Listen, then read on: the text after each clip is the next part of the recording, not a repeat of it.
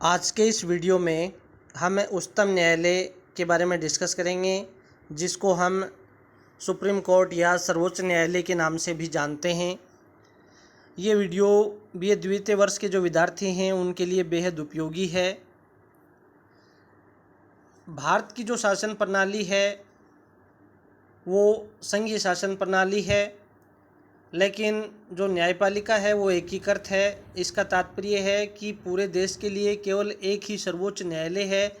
केंद्र और राज्यों के लिए पृथक पृथक न्यायालय नहीं है और न ही विभिन्न न्यायालयों के मध्य किसी प्रकार की शक्तियों का विभाजन किया गया है। भारतीय न्यायपालिका का जो संगठन है वो शंकु आकार का है।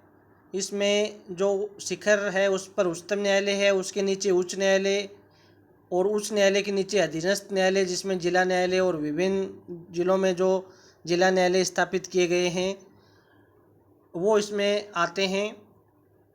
भारत में लोकतंत्रात्मक गणराज्य की स्थापना के 2 दिन बाद ही यानी 28 जनवरी 1950 को उच्चतम न्यायालय अस्तित्व में आया।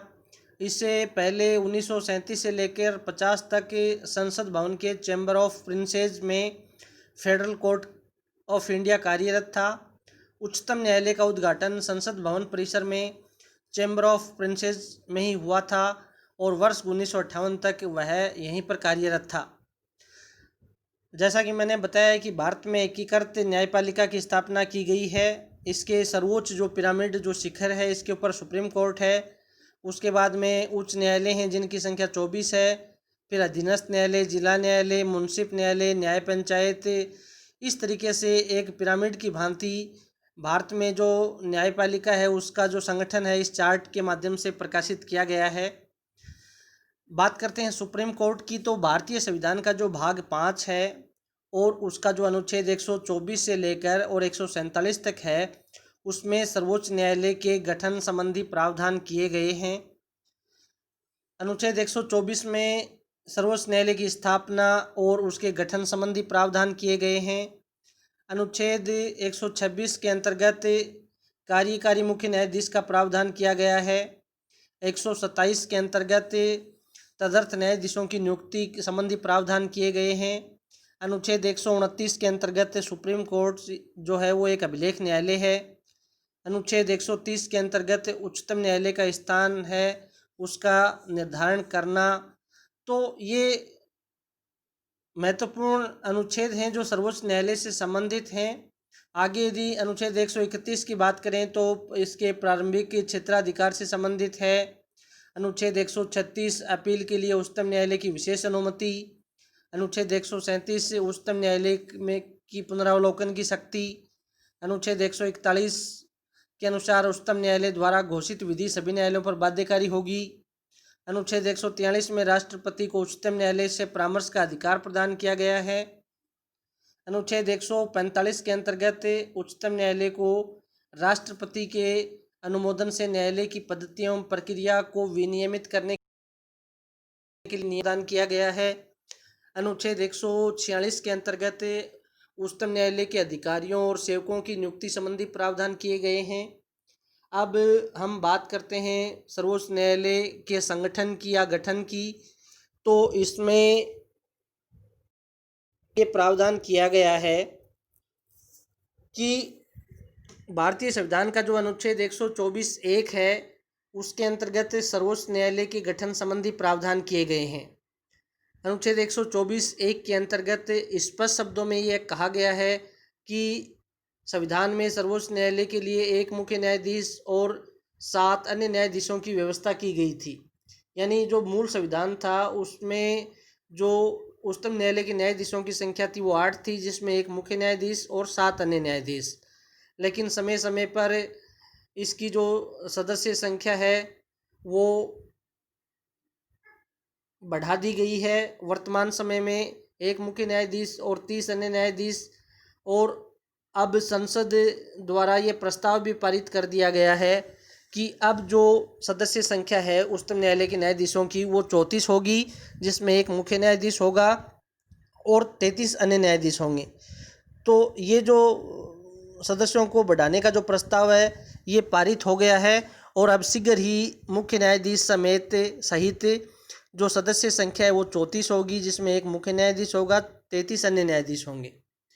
सर्वोच्च न्यायालय के न्यायाधीशों की संख्या, सर्वोच्च न्यायालय का क्षेत्राधिकार, न्यायाधीशों के वेतन और अन्य भत्ते सेवा शर्तें निश्चित करने का जो अधिकार है वो भारतीय संसद को प्रदान किया गया है।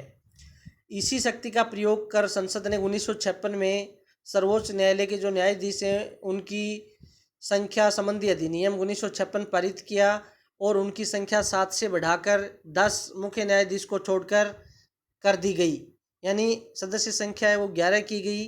1956 का जो न्यायाधीशों की संख्या संबंधी अधिनियम था उसमें एक मुख्य न्यायाधीश और 10 अन्य न्यायाधीश यानी संख्या है वो 7 से बढ़ाकर 11 की गई।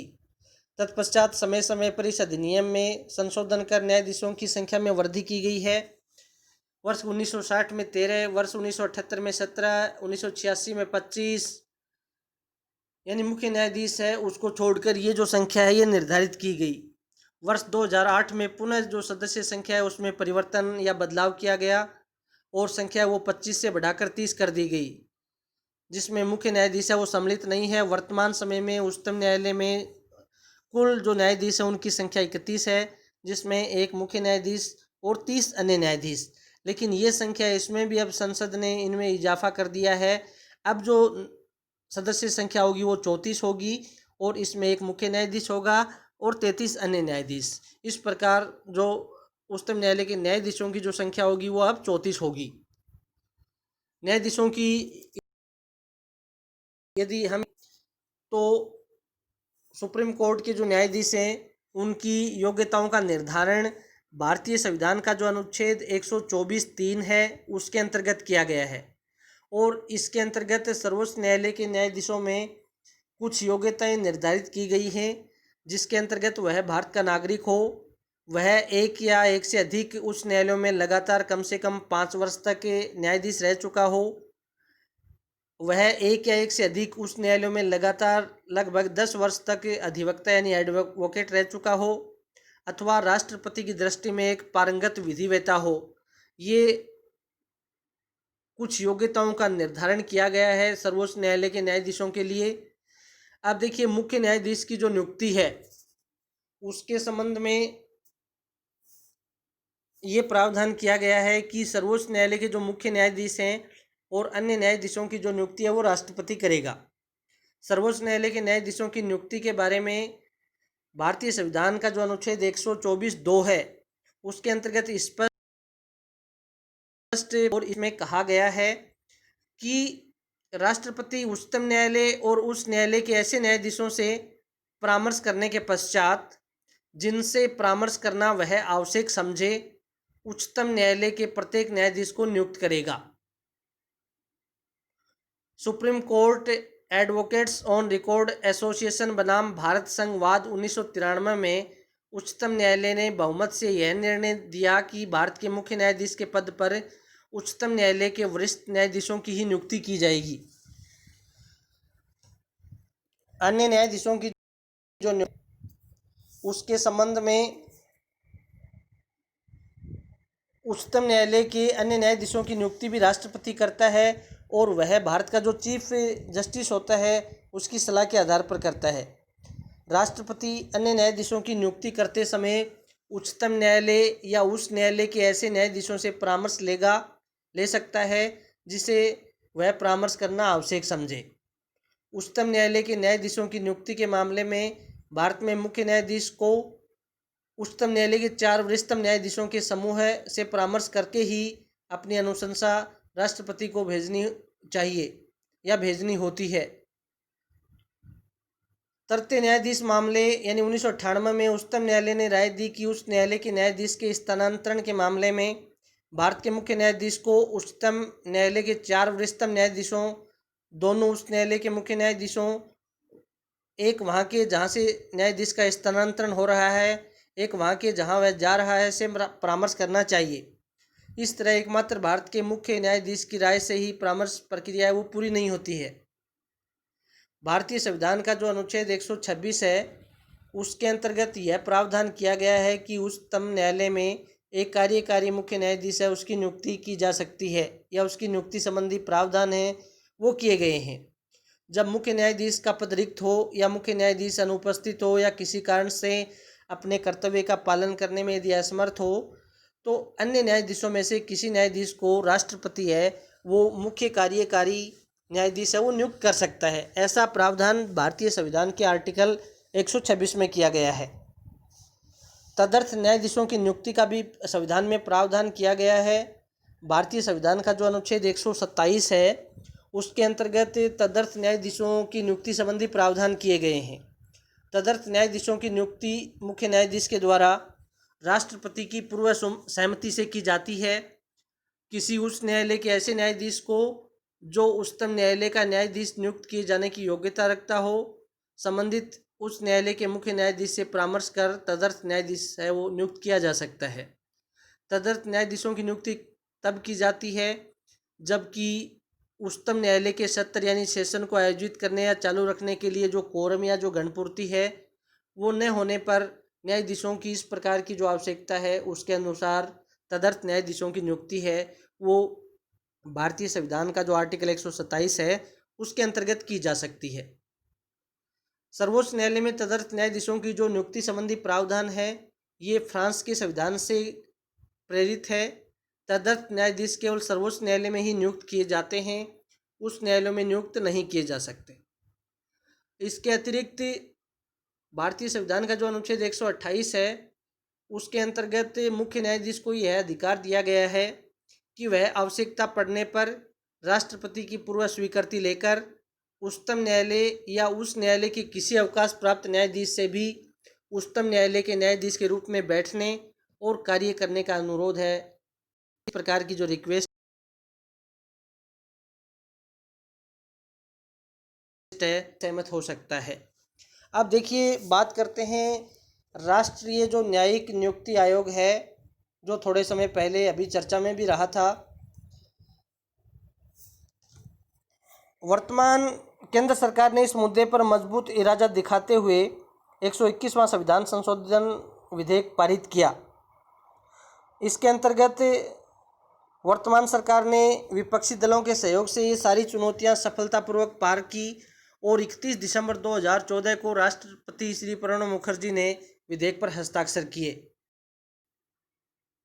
यह 99वां संविधान संशोधन के नाम से जाना गया। इसके अंतर्गत अनुच्छेद 124 और अनुच्छेद 217 को बदलकर लिखा गया कि राष्ट्रपति राष्ट्रीय न्यायिक नियुक्ति आयोग की सिफारिशों के अनुसार ही न्यायाधीशों की नियुक्ति और स्थानांतरण करेगा। साथ ही संसद ने एक और विधेयक पारित किया जो राष्ट्रीय न्यायिक नियुक्ति आयोग अधिनियम के नाम से जाना गया। इस अधिनियम के अंतर्गत इस आयोग के गठन आदि से जुड़े प्रावधानों और प्रक्रियाओं का प्रावधान करना था। 99वां जो संविधान संशोधन था उसके तहत यह प्रावधान किया गया कि इस आयोग में कुल 6 सदस्य होंगे। भारत का मुख्य न्यायाधीश इसका प्रथम सदस्य होगा और इसका अध्यक्ष भी होगा। इसके अलावा सुप्रीम कोर्ट के 2 अन्य वरिष्ठतम न्यायाधीश भी इसके सदस्य होंगे। तो 3 तो ये हो गए, एक तो मुख्य न्यायाधीश और सुप्रीम कोर्ट के 2 अन्य वरिष्ठ न्यायाधीश, 3 तो संख्या ये हो गई। चौथे सदस्य के रूप में भारत का कानून मंत्री या व न्याय मंत्री शामिल होगा। शेष 2 सदस्यों के तौर पर 2 प्रख्यात हस्तियों को मनोनीत किया जाएगा। इन 2 प्रख्यात हस्तियों का चयन करने के लिए भी एक 3 सदस्यीय समिति है वो गठित की जाएगी। इसमें प्रधानमंत्री, भारत के मुख्य न्यायमूर्ति और लोकसभा के नेता विपक्ष शामिल होंगे। यानी एक तो सुप्रीम कोर्ट का जो मुख्य न्यायाधीश होगा वो तो इसका अध्यक्ष होगा, 2 सुप्रीम कोर्ट के वरिष्ठतम न्यायाधीश, संख्या होगी 3, चौथा है वो भारत का कानून या न्याय मंत्री होगा, तो 4 सदस्य संख्या हो गई। अब 2 सदस्यों को मनोनीत करने के लिए भी एक 3 सदस्य कमेटी बनेगी जिसमें भारत का प्रधानमंत्री, भारत के मुख्य न्यायाधीश, लोकसभा के नेता प्रतिपक्ष शामिल होंगे। अगर लोकसभा में किसी भी व्यक्ति को नेता विपक्ष का दर्जा हासिल नहीं है तो सबसे बड़े विपक्षी दल के नेता को समिति में यदि देखा जाए तो राष्ट्रीय जो न्यायिक नियुक्ति आयोग है उसमें 6 सदस्यों का प्रावधान किया गया है। यह भी शर्त है कि इन 2 प्रख्यात हस्तियों में से एक का मनोनयन SC/ST यानी अनुसूचित जाति, अनुसूचित जनजाति, अन्य पिछड़े वर्ग, अल्पसंख्यक या महिलाओं में से किया जाएगा।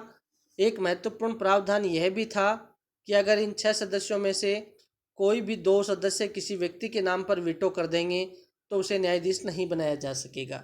तो इस प्रकार का प्रावधान राष्ट्रीय न्यायिक नियुक्ति आयोग जो है उसके अंतर्गत किया गया।